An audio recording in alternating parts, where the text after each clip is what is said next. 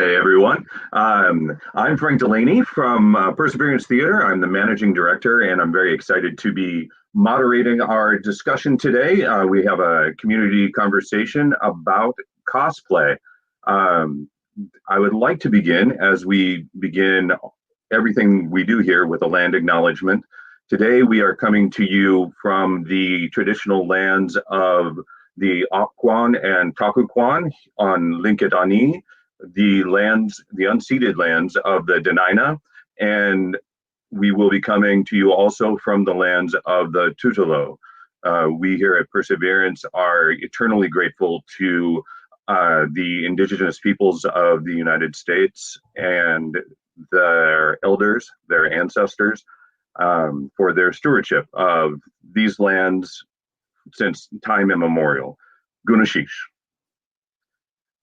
Now, I'd like to introduce the first couple of our panelists. We have with us from Juneau, Alaska, we have Bryce Pilney, and apologize, I'm not able to wear my glasses right now, so I have to zoom in on everything that I'm reading.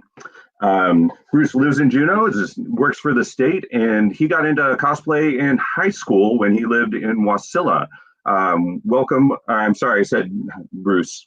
Bryce, welcome, Bryce. You're not the first. We also have Melinda Deal with us right now, and Melinda lives in Anchorage, Alaska, and is a public school teacher. And she's looking forward to figuring out how to teach orchestra online coming up next week. So we wish her good luck on that. She became involved with the Rebel Legion after shadowing the 501st Alaskan Garrison during a hospital troop, which sounds like it was a really exciting event. Thank you for joining us today, Melinda. Welcome. Thanks. So for everyone who is watching at home and might not be familiar with cosplay, I thought we would start with just kind of a general discussion of what exactly is cosplay. I'll throw it out. Whoever wants to start can start. Well, I mean, base definition, costume play. But I mean, that's just a really base version of it. But you get to just even wearing clothes that are inspired by a character out in public, you can consider that cosplay. Having fun. Having fun. All right. Well, that's certainly an important aspect of it, I'm sure. Melinda, how would you define cosplay? I just recently got into it, and so, but yeah, it's finding a character or an outfit that inspires you somehow and enjoying it, whether or not it's trying to fully replicate it exactly how you see on the screen, or wear something that's just inspired by that outfit, just something that makes you have fun, feel powerful, feel safe, whatever that emotion is, and to have fun. I mean, we're getting to play dress up. Like, hello, like I thought that was the kid thing, and then I was like, I can do this as a grown-up. Sweet. As an actor and working at a theater company, I can certainly understand the enjoyment of dressing up as someone else. So we've been joined by Jay Stilipek of Jasmine Cosplays as well. Jay was raised in North Pole, Alaska, lived there for 20 years, and joined the Navy in 1995 and traveled the world as a broadcast journalist. They retired in 2015, became a teacher, a cosplayer, and an LGBTQIA advocate. Welcome, Jay. Hello, everyone. I'm sorry. I had to be fashionably late, being a diva. What can I say? I had my friend Deandra over to help me with my makeup and my hair. And to be honest, I thought I checked the time and I adjusted my wall clock because I thought it hadn't been adjusted for daylight savings time, but it had. So she was just heading out, and I asked Google to tell me what time it was, and I realized I was late. So I'm so sorry, but thank you for having me on here. I really appreciate it. We are happy to have you, and thank you so much for showing up in costume, and we will forgive you being late because you've taken obviously great pains to be here. Oh yes, I wasn't late.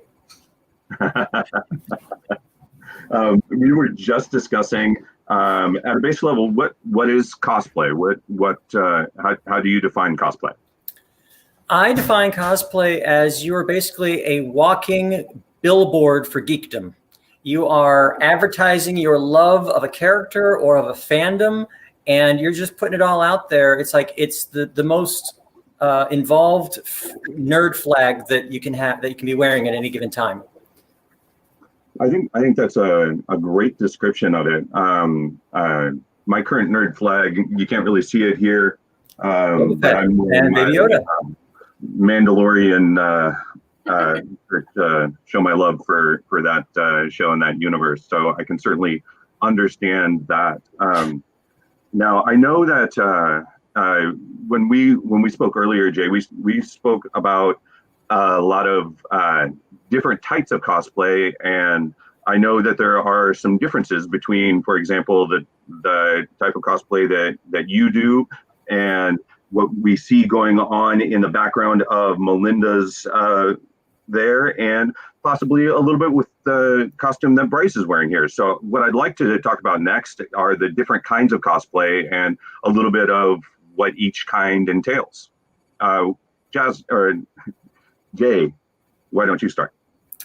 Well, I would have to say initially that one of the simplest forms of cosplay is what's called closet play. And this is going into your own closet and taking clothes you already own and just putting together the color palette of the character you're trying to be. Like if you want to be Black Widow, okay, you wear a black shirt and a black jacket, some black, black pants, black heels, and a red belt, and maybe some or a gold belt, depending on which version you're doing. And if you already have red hair, fine, or at least style your hair like hers, or just throw on a red wig, or not at all. You can always just be inspired by the character. You don't have to look exactly like them. But if you can give the hint that that's the character you're portraying, some characters are right out of the closet. Like Jessica Jones is a perfect example. She's a white t-shirt, a jean jacket, a gray scarf, and fingerless gloves and jeans, and maybe a camera. Yeah, that's it. Bryce is currently dressed up as the dude, and I feel like that can pretty easily be a closet cosplay or closet play, whichever the more appropriate term is there. Do you want to talk a little bit about that, Bryce? Well, funnily enough, the hardest thing for me to do was get a shirt that was appropriately stained. All my stuff looks too good. This is a lot. I mean, fake wig. Ordered that off of Amazon. Had my wife cut it for me on my head. I already own the beard, and then just bought a kind of brown robe and dyed that in coffee. Honestly, this is the hardest thing to make. The very specific one from the movie, yeah. And it's functional because why not? Well, I think that's an important thing too. A lot of these costumes get very warm, and people do need to stay hydrated. I actually was before everything happened. I was going to go to the Emerald City Comic Con, and this was going to be full of half and half all day, so that I could get that. And this is the different type of cosplay. I get detailed. When people took pictures, I wanted to have that little milk mustache. Yeah. You want that authenticity. That's what people pay to see. And that is a brave choice. There's just so many different levels of what you can be doing with it. You can go to that super detailed, or you can. There's no illegitimacy to some kids strapping paper plates to their body and cutting 2 holes out of a plate and calling it a stormtrooper. There's no illegitimacy to that, and there just as much as there is to a person who has a Boba Fett with a helmet that's a direct descendant from the original casting. All that kind of stuff. There's really no difference to it as long as you're in it and you're having fun. So I know that when we talked about a couple other styles of cosplay, including crossplay, Rule 63, and mashups. I'd really like to talk about crossplay for a second, define what that is, and then maybe talk about some examples of that you've seen in the either on the web or on the conference circuit. Okay, well, I think I'm the best example of crossplay. I'm going to give you guys a slightly wider view here. This is my green Phoenix from the X-Men, and because I was, assigned male at birth, and I have, an XY gene in my chromosomes, I could be considered male, but I'm portraying a female character as a female. So I'm cross-dressing or cross-playing over genders. And this would be the same for a woman playing a male character and appearing as a male. Now, the difference between that and what we call Rule 63 or gender flipping is if I was playing a male Phoenix, that would be a gender flip. Mm-hmm. In our costume contest, which for anyone watching, if you haven't submitted a picture and you'd like to be considered for the costume contest, you have until Sunday evening to get involved in that. We have some really interesting and fun Rule 63s and crossplays. But the thing that I love about that, and what I'd like to talk about, I think for a few minutes here, is it goes to the heart of something that all of you said when we were exchanging emails and or chatting, and it's about doing what you love and finding that character and connecting with that character, regardless if you are a boy or a girl or non-binary or however you define. There are ways that you can play these characters and have a good time doing that. So I'd love if we could talk about that for a little bit. Melinda, do you have anything to say? Sure. So I'm really new to the whole cosplay thing. In fact, I have 2 costumes that were made specifically for the Rebel Legion and have really no exposure to anything else. So everything Jay was just explaining us, like, oh, I've heard of these things, but I had no idea. So, I mean, I got into cosplay specifically for the charity aspect of the Rebel Legion. I'm a little too practical. I can't see spending... props to the people who do this, but I want something I can wear over and over and over. So I am tending to move more towards the inspired by outfits that, like, true fandoms would be like, oh my gosh, that came from that. And other people are going to be like, oh, that's so pretty. But it's... because I don't do conventions, I haven't personally experienced this, but I've had a lot of friends who have, and they get a lot of flack for the characters they pick. For instance, Rey from Star Wars. Oh my goodness, the people who go after Rey. And it's like, well, what's wrong with finding a character? I actually picked Rey initially because we had a Kylo Ren and a Hux in our group, and my friend was like, you need to be Rey. You will be perfect. I'm like, okay. And as I did the character, I fell in love with the strength and her acceptance of her dark side and the light side, and how so many Star Wars characters, it was like, no, must be this or that. And she's like, no, I got both. And it spoke to me more. And like this right here is a Jedi librarian. I picked this because, well, I'm a nerd. I love books. My mom worked in a library, and I was like, oh my gosh, I could be a librarian. And everyone's like, oh yes, that's you.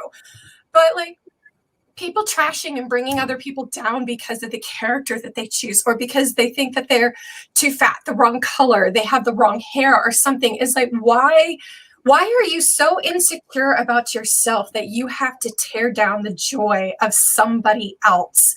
So that character doesn't speak to you. It doesn't mean it doesn't speak to somebody else, and let them embrace that and enjoy that just the way that you're enjoying whoever you're playing. I think that's a wonderful sentiment, and something that's real important to talk about in the culture. Bryce or Jay, do you have anything that you'd like to add with that?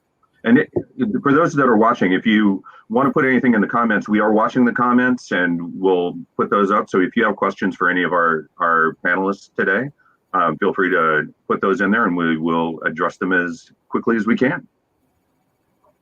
So anything you'd like to add? I think what Melinda was saying and why people think that it's okay for them to knock people down is from a misplaced sense of empathy. For example, somebody who'd be like, you're sad, and they're like, what's wrong? And so, well, my grandmother died this weekend. And immediately they're like, oh, my grandmother died. I was really sad when she died. Actually, both my grandparents are dead. It's like, okay, you think you're being sympathetic by finding a similar thing, but all you're doing is trying to one-up them. It's not a competition. It's not my pain overshadows yours. So at the same time, I think it's people, they see you dressed as Ray and they wouldn't dress as Ray. So why are you? They can't empathize or sympathize properly just because, you know, they're only in their own head. And I think it's a little bit of a sign of narcissism in general. And it's a sickness in our society right now. I mean, there is definitely, unfortunately, what could be considered toxic side to cosplay. One of the costumes I did was Marcus Phoenix from Gears of War. I'm a chunky guy. That armor was tight, and you know, somebody made the comment of, "Oh, you look like you ate, Marcus." It's like, well, okay, you know, heck to you.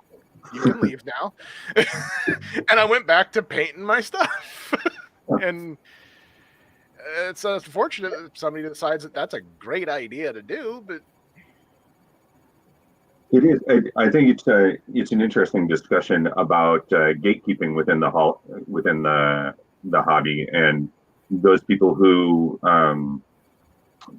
think that if it's not actually movie realistic, or I've worked with some people in other events that I've done that if you use the wrong type of zipper, then you're an idiot. And I applaud those people for their attention to detail and their verve and their drive, but why do you feel the need to bring down my joy? So I think that's interesting, but the way you all talked about it in the emails and such, I got the sense that overall this is a very positive community and a very welcoming community. Is that an accurate assessment? Yeah, there's a bit of community policing where when somebody goes after another person because they use the wrong zipper or because they're the wrong shape, there's a bit of that community policing of, okay, you can step out the door now and we're going to come in here and still have fun. My only experiences with the Star Wars clubs, and I have found them to be extremely welcoming. I wouldn't have gotten into this if they weren't welcoming. They could have easily have been like, nope, we only want bad guys, but they're like, no, what character do you want to be? You want to be a rebel? Sweet. And I was like, because I'm like, I don't want to be a bad guy. I'm sorry. So, but yeah, the people who I have been in contact with in the few conventions have been really sweet and nice. I've been so fortunate because I started my transgender journey at the exact same time. I'd been going to a couple of conventions with friends and I was taking pictures of cosplayers and I thought that was really great.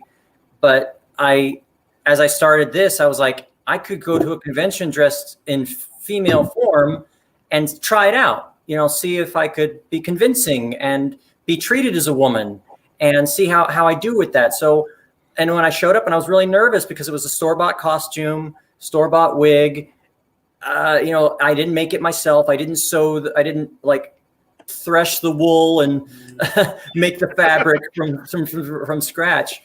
But as soon as people saw me, they're like, oh my God, Jean, you look great. You know, and then I couldn't get enough photos. I ran into another Jean Grey who was literally wearing the same costume bought from the same website. And it was kind of cool to meet her and talk to her and get to know her. And now she's a good friend. But people took pictures of, they were like, 2 Phoenixes. Oh my God, it's amazing. We could not get apart for 20 minutes. And I literally had to be like, one more picture and then run. And we had to run away from each other. But I went to my very first LGBT HQ panel. And I walked in like this and I was a little bit late. So they were already talking and I kind of snuck in and went to sit down. And Jay Justice, she just stopped mid-sentence and was like, "You, fabulous." And a year later, I was on that panel. And I've been doing LGBTHQ panels at conventions around Maryland and Virginia for the last 3 years. And being able to support other people and tell them that it's okay to dress in the character that you love. You know, my motto is love what you cosplay what you love. And like you said, you know, it's just such an opening and welcoming community. I've had 9-year-old girls come up to me and say, "Thank you. Oh my God. Now I know I can cosplay Naruto." Mm-hmm. And it's like, why didn't you think you could before? And it was because society tells us what is and isn't proper. And we got to get out of that habit. Yeah, I think that's really interesting, because you shared a story about a little girl when we were talking in prep for this, that I was really touched by, and it's amazing to me that the way that some people will try to put limitations on other people's imagination and playtime. Exactly. You know, like she said, we get to dress up for real, and what's wrong with that? You know, people will call it immature. People will say, well, why can't you get a real job? And so I have a real job. I'm a teacher for the government. I teach military broadcast journalists who go around the world and take photos for the government. And that's what I did for 20 years. So, you know, why can't everybody just do what they enjoy and be okay with it? I teach high school, and I was really nervous exploring this side of doing this, and talked to my students, and I was like, you know what? On Halloween, I'll wear my costume. And it started with that. And the kids just going, "Oh my gosh, Miss Dale, this is so cool." And then I was like, all right, for May the 4th be with you, I'll wear my other costumes. So I've worn Rey to work. I've worn my Jedi to work. Teaching in my Jedi is lots of fun with the big things. But helping my high schoolers see adults who are not what we call normal in society. Someone who's expressing something that a lot of people shun, I think, is really important. And I start talking to them about, this is what I do. And then I find more kids and they get excited about it, and just helping my students open up and realize it's okay to embrace what you like. And it can be a little scary to start that journey, but it's okay, because you will find other people out there who will help you embrace that side of you. So Irene has asked a question, and I think it'll be a fun question for everybody. What is everyone's favorite character or characters to cosplay? I will add, or what character have you not cosplayed yet that you would love to? That's a two-pronged one. So the one I want to do is I want to do Old Man Ezio from Assassin's Creed Revelations, and I'm waiting on that one till I lose weight, not because of the pressure. I don't want to make it twice. That's a lot of fur. I want to make it once. Well, that's it. And as far as the other one, my favorite costume is Marcus Phoenix from Gears of War 4 specifically. Because the friend who got me into going to cons, we in high school played that game, the series, over and over again, and unfortunately he passed away. So it's kind of my tribute to him. I put so much. I maybe put more research into that than I have for any of my 501st costumes. Which is an impressive feat in and of itself, because I'm doing a Boba Fett costume and he is one of the most researched characters. The requirements for him are a mile long. You and my husband, we'll see who gets their Boba Fett first. Melinda or Jay? For me, I only have 2 costumes, and I mean, the librarian will always be something special because it was the first one, and it's a generic one, and I actually started coming up with the costume design before a generic Jedi librarian CRL was started on Rebel Legion. So it's kind of that was my first costume, and Ray is always fun. Ray's my warm weather costume. I'm actually working on a Padme battle handmaiden from episode 1. I'm not doing the full costume because I'm not that detail oriented, but I am making basically the coat part of it that I can wear anytime I want. I have so much cranberry velvet in my room right now.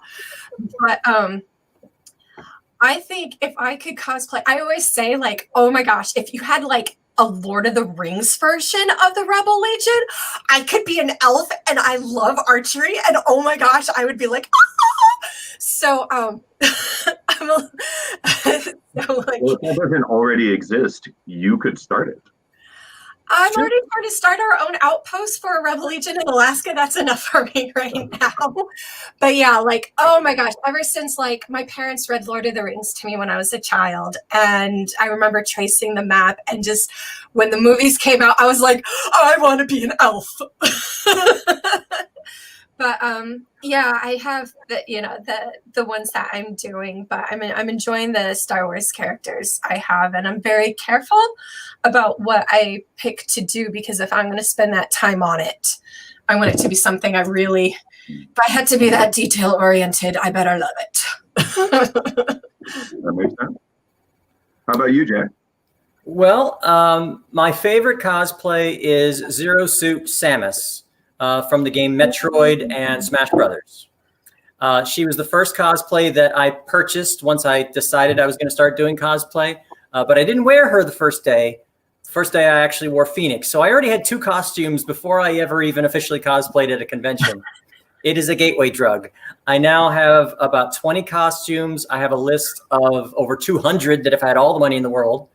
My biggest if all the money goal would be to have an armored Zero Suit or Samus armor, bodysuit, whatever. But there would be a magnet. It would all be put together with magnets, so I could literally hit a button and it would fall off, revealing the Zero Suit underneath.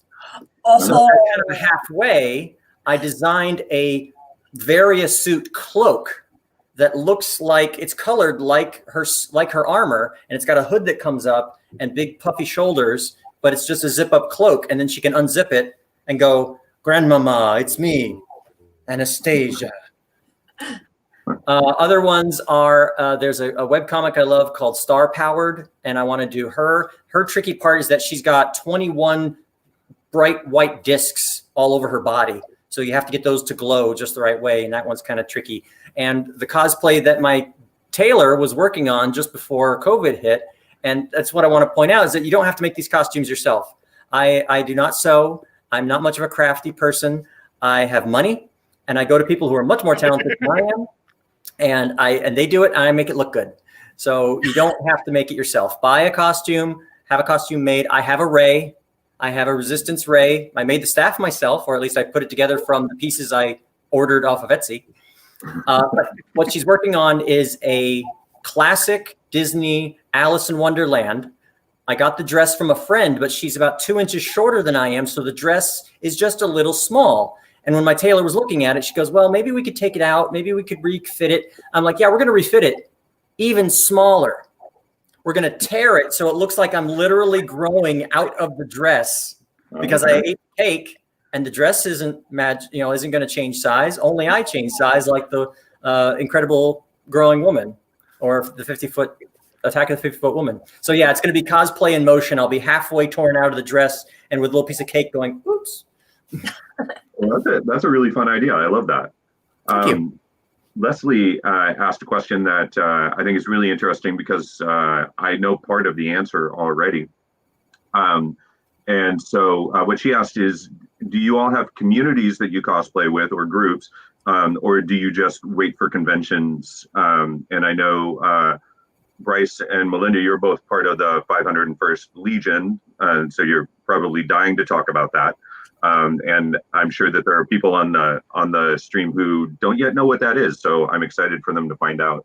And then Jay, I know you approach it a little bit differently. So let's start with Jay, and then we'll go over to Bryce and Melinda.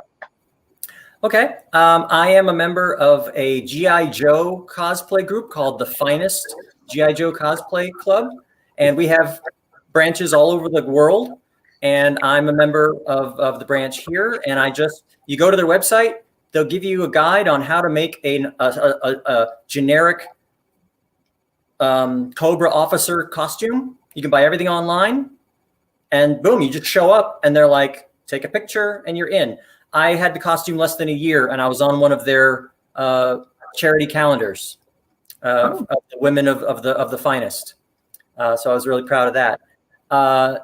I'm trying to get into our local Rebel Legion with my Ray, but it had a couple of little issues. They were really picky about the shoulders.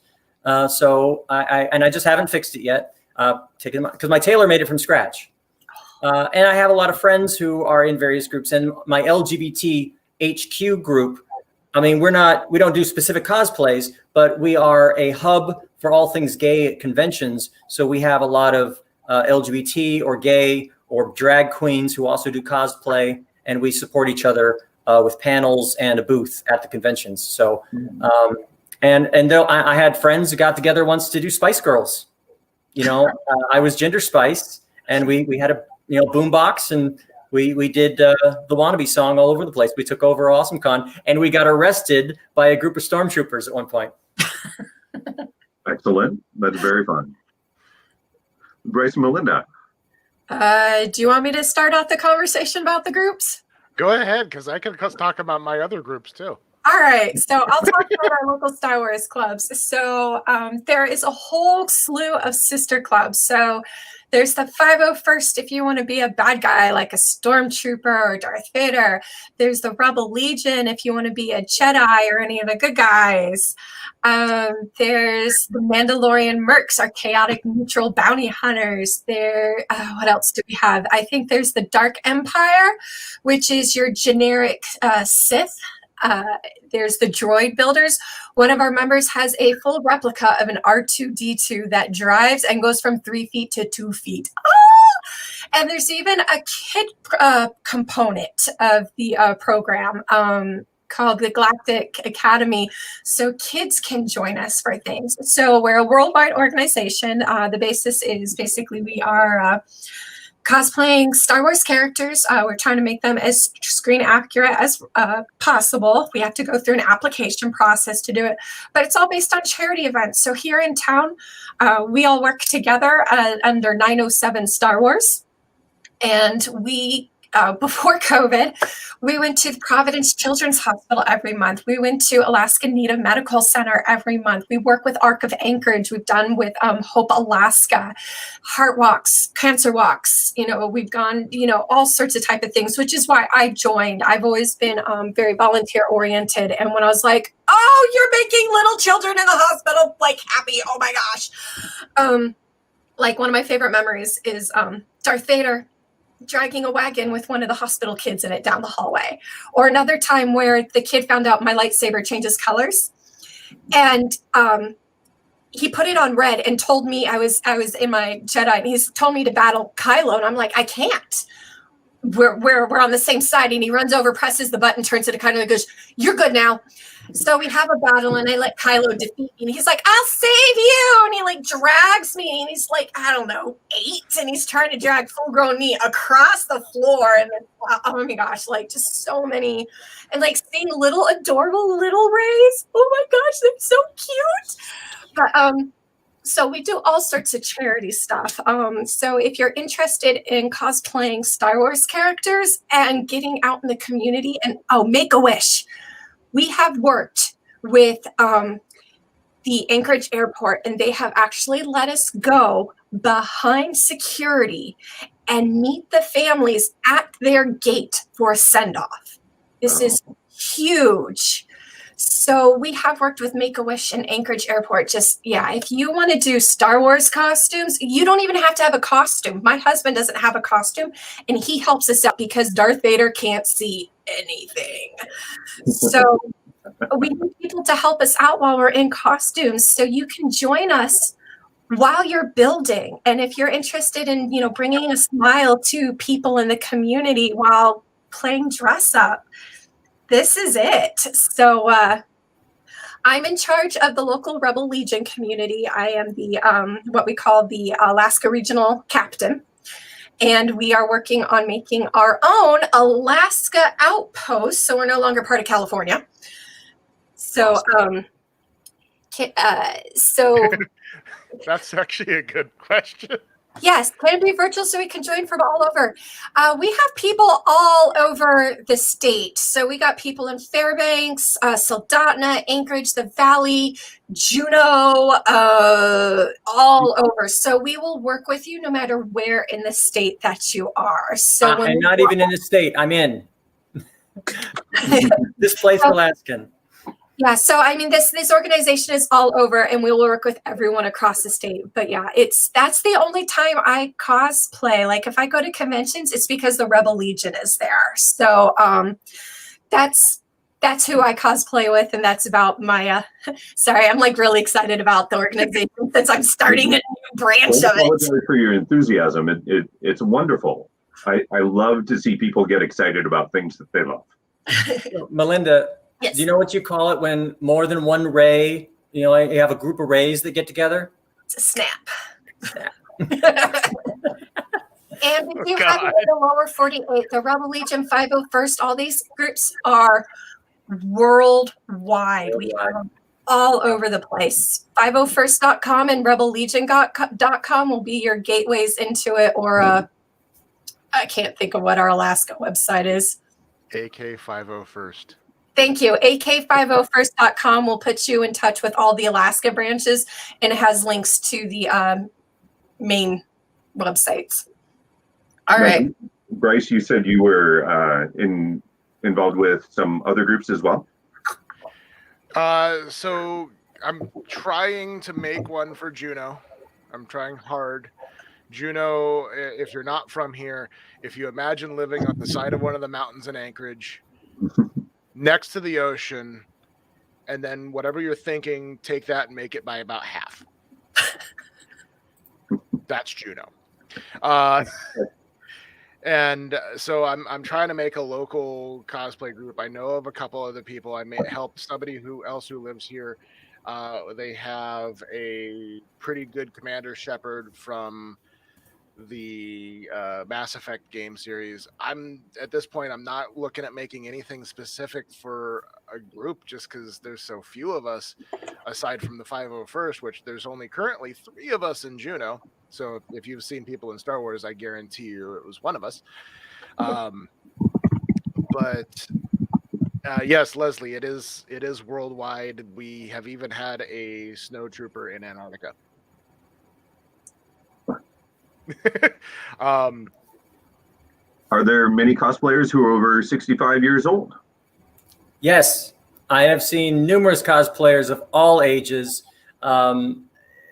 doing fantastic work. I've seen, I know one gentleman, he is paralyzed from the waist down, and he has an Iron Man mermaid suit, and he's got his chair rigged up so that he'll stand up, but he's got one leg and a flipper. And it's just fantastic. It just goes to show the cosplay is for everyone. I know there's a grandmother, you can Google her. You Google like the cosplay grandma. She does fantastic cosplays. She does from like Spirited Away. She does from all the animes and any older age character, you name it. She does like old Peggy from Avengers. She's just all up in there, and just beautiful makeup and hair and suits. It's amazing. Her Baba Yaga is just without match. There's actually I don't know her exact age, but there is a person who is a member of both the Rebel Legion and the 501st with one costume, and that is a Jawa with a walker made of droid parts. Seen her. And I can't remember exactly how old she is, but she is a grandma. And so there really isn't an age restriction on any of this. Yeah, I think the most important thing is that you have a love for the character that you want to play, and you want to dress up and pretend to be them for a while and have some fun. One of my favorite images I've ever seen from any convention anywhere was it was a little Ray. So she was probably 4 or 5, and she was running around and to any of the Princess Leia's that she saw, she was giving copies of the stolen Death Star plans. She was a little Jin Urso. Oh, Jin, yeah, that's right. Thank you. I've had so many battles with children. We were Empty Bowl Project, and they had one of those bouncy houses, and I was like, you can get away with so much in costume. If I was just an adult saying I want to play in the bouncy house, they'd been like, no, but I show up in a costume and they're like, yeah, come on in. This little boy looks at me and he's like, I'm going to race you. I'm like, all right. He's like, I'm going to win. I'm like, you probably are. You're a little smaller than me. So he explains to me how this whole bouncy house race thing works. He had to keep waiting for me because he just flew through it and I'm getting tangled in everything. But yeah, he was just like, every time the guy was like, it's your turn, he's like, I have to go with her. And it's just like, yeah, to see the kids, yeah, the little, I love the little ones. I've done some hospital work. I've done some charity walks. I was dressed as Spider-Man, and these 2 little girls ran up and hugged me so hard, and the photographer was right there, and I made a little heart behind them, and it was perfect. I've done a couple of birthdays. You show up at a kid's house as Spider-Man, it's done. It's just, they love it, it's an honor. Yeah. I get a lot of stuff where, because Star Wars is until recently very predominantly male characters, or you can't tell because they're stormtroopers, that when I showed up and I was in a very noticeably female character, the little girls would be like, Mama, it's a girl. Mm-hmm. And they were so excited to see a girl character next to everything. And they would run up to me and they didn't know who I was, but I was a girl. And so just to let them know that there was a place for them in the Star Wars universe also, especially before the latest trilogy really came out. But yeah, it was just so funny. Like the first time I heard that, it's a girl. I'm like, yes, I am. # girls with lightsabers. I think that's wonderful. And I want to thank Eve for her question on cosplayers being over 65. And I really hope, Eve, that you do decide to take up cosplay and that you share the pictures of you in your costumes. So, and if you've got some ideas already, share them in the comments. And I want to thank all of our panelists real quick for your enthusiasm for this. It's been wonderful to watch you talk about this thing that you love and that you've invested time in. And I think that's really amazing. And in our prep discussions, one of the questions that I asked all of you is, what is the most important thing that you want people to come away from this discussion knowing or thinking about or understanding? And your answers were similar but different and specific, and I love that. And so that's the question that I'm posing to you right now. What, for the people watching, the people listening, or the people watching it later, what is the most important thing about cosplay? We'll start with Jay. Most important thing about cosplay is having fun, enjoying what you love and showing it off with other people. As Melinda said, if you shout your passions out loud enough, other people who are passionate will flock to you, and you've made a new friend for life. Don't let anybody hold you back on your passions, whether it's cosplay or cooking or sewing or underwater basket weaving. We've spent too much time in our lives as children coloring inside the box, showing up on time, going to work and working this thing, and be mature. Do what you love. It is such a stress relief to just be silly, or to be awesome, or to be beautiful. And again, it doesn't matter if you match the character or not. If you love them, then you can be them. Melinda? just find something that inspires you, no matter how you want to cosplay this, whether it's full costumes or, inspired, but whether it's the costume that makes you feel magnificent or an aspect of that character that helps you.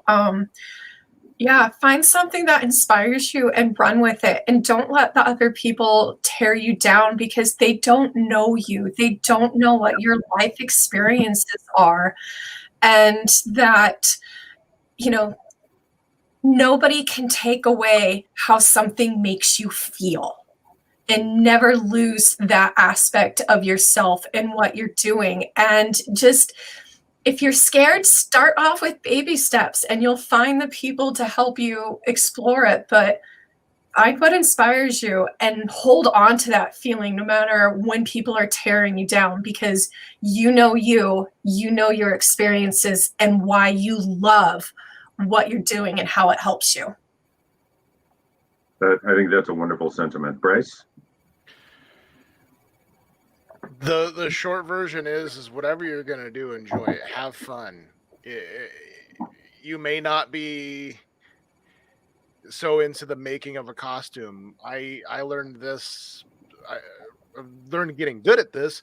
Simply, I started making props. I made a Pepakura Stormtrooper helmet, which is basically where you get it's origami where you get to cheat and use glue. And I made out of cardstock just a Stormtrooper helmet, and I was hooked on the making. And now I have 3D printers, but you don't have to have that. If you want to push yourself and develop a new skill, by all means do it and have fun while you're doing it. But if you want to buy a costume from Spirit Halloween and throw a little bit of paint on it to make it kind of you, do it. I mean, that's the short version, is do it.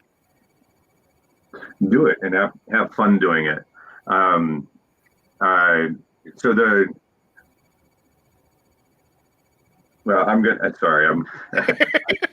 going to turn into a really long thought, so I'm just going to let it go away. Yes, I often quote Palpatine. The people who work for me can attest to that, I'm sure.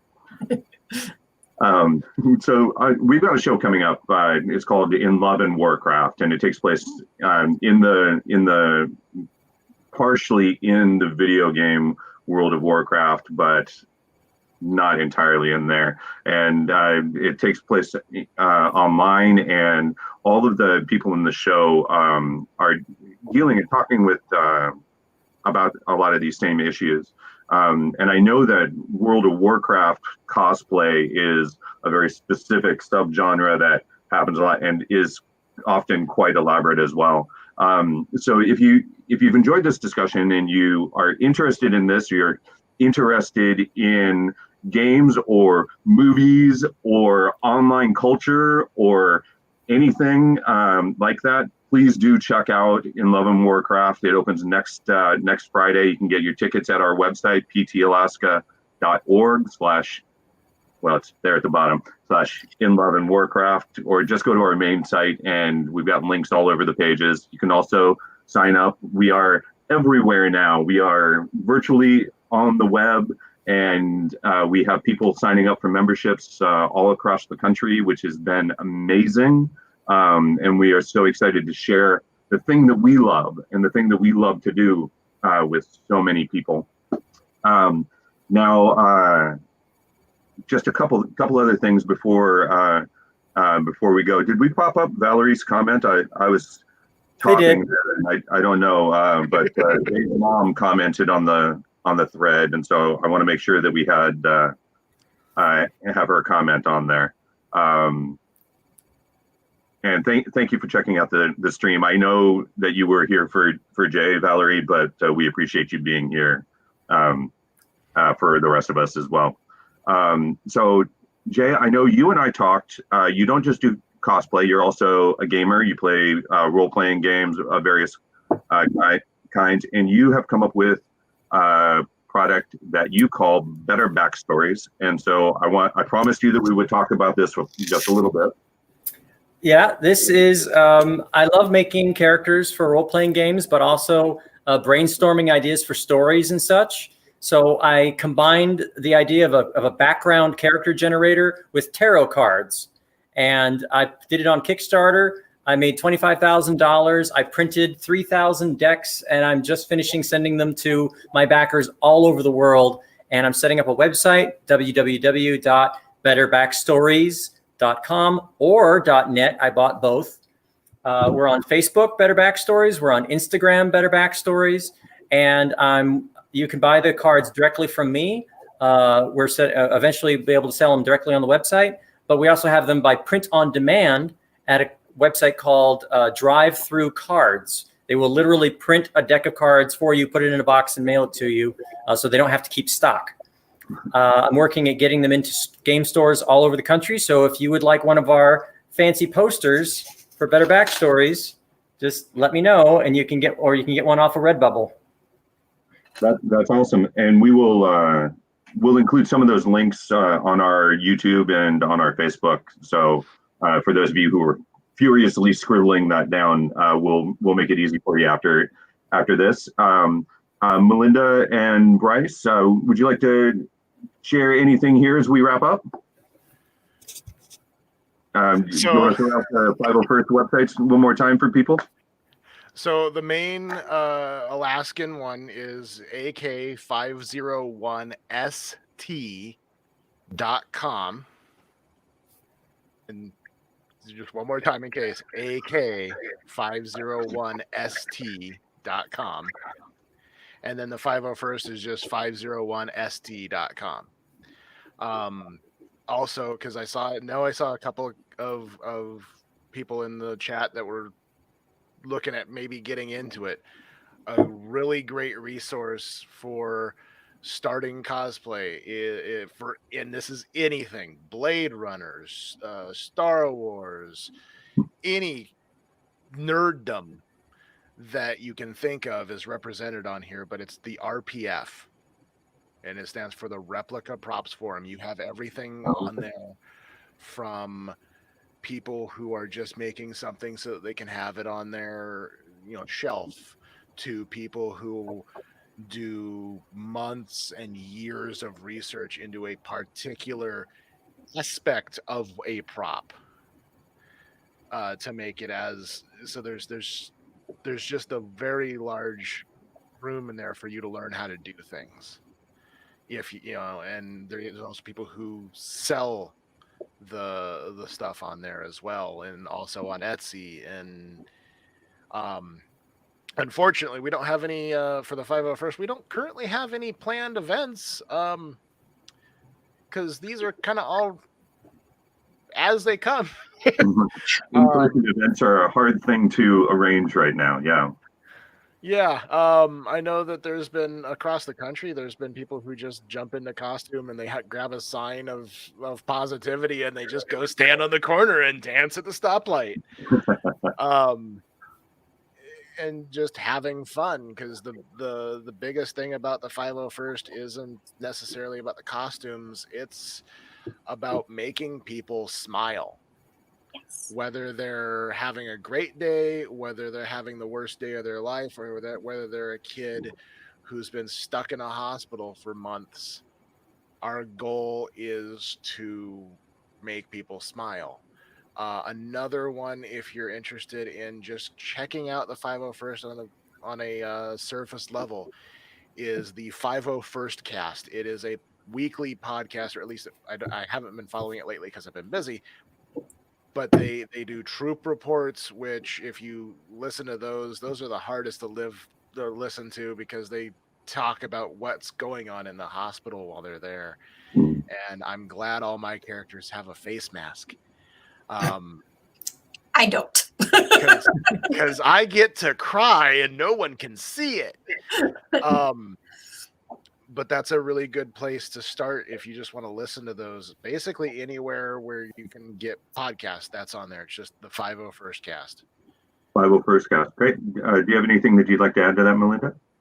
The AK501st or rebellegion.com for our specific group, but the AK501st is really a great place to get started with the that we got forums. There's also lots of groups on Facebook. I am part of a Ray cosplay group on Facebook, and like Me too. they're so welcoming. They accept all Rays. Like, it doesn't matter if you're like the bargain costume Ray or like the exact detail. They embrace, all aspects of the costume and are just so welcoming. And so there's different places. So if you find a place and get involved with a group that doesn't fit you, keep looking. They are out there, and search around. Don't let one bad experience turn you off of it. It's life. There's jerks out there, and there's people who are so welcoming. I was told, we're just a bunch of adults in spandex trying to make kids laugh. And kids smile. And adults, when we walk down the airport, you've never seen adults whip out their cameras so quick as when Darth Vader is promenading down the concourse with his cloak billowing out. But find your fandom, find your nerddom. And it can't just be a website that sells cool clothes that you'll like. I have this awesome dress that's inspired by Kylo Ren. It's black. It has pockets. I wear it to concerts. And I'm an art teacher. And like my kids are like, haha, you're wearing the Kylo Ren dress. So, but find your passion. And there's websites. You don't have to be in costume. You can just start with like fun clothes. There's so many places out there where you can just find fun clothes to, show what you love. So find it and just keep exploring. Embrace the things. We talked about color palettes. I accidentally dressed up as Snow White at work one day because I had on a yellow skirt, a red belt, and a blue top. And they were like, "Oh, Snow White." And I was like, "Yeah, sure, why not?" Oops. I'm working. I'm always in black, so Serendipity. So coming up on Tuesday, I got a couple other things that I need to talk about. I need to say this before I forget about it. I want to thank Leslie and Irene in the chat, doing a lot of the heavy lifting for us here, asking questions, providing links. Thank you so much for your support. Thank you to everyone who is watching the stream and has commented, asked questions. We really appreciate you. Thank you for being here. And I want to invite you to join us next Tuesday. We will be making the announcement about the first half of our season and all the stuff that is going on between now and December. And we'll be making little updates all day on our Facebook. And then the big announcement is at 5:30 on Tuesday, September 1st. And that's another, also an important day for the arts community in general. It's called Red Alert Theater Action Day. And it is an effort to advocate for the survival of theater, which in our case means Perseverance specifically. Many people don't realize that the entertainment industry and the theater world, we were one of the first industries that was shut down when COVID started. We will be one of the last to be able to reopen, and times are very hard. And so to help show your support and healthy advocacy on September 1st, we ask that you wear red, change the light bulbs in your lamps to red so they display red. Whatever you can do. Red Alert for Theater Advocacy Day on September 1st, which just so happens to be the day that we're announcing our streaming programming for the rest of the year. And do check out our website, ptalaska.org, where you can get your monthly membership for Perseverance Everywhere, and you can get tickets to In Love and Warcraft, which is going to be an amazing show. I'm very excited about it. And I want to thank Bryce and Jay and Melinda again for participating in this and sharing your enthusiasm, sharing your love. Love what you cosplay. Cosplay what you love. Thank you, everybody. I'm going to go make some TikToks.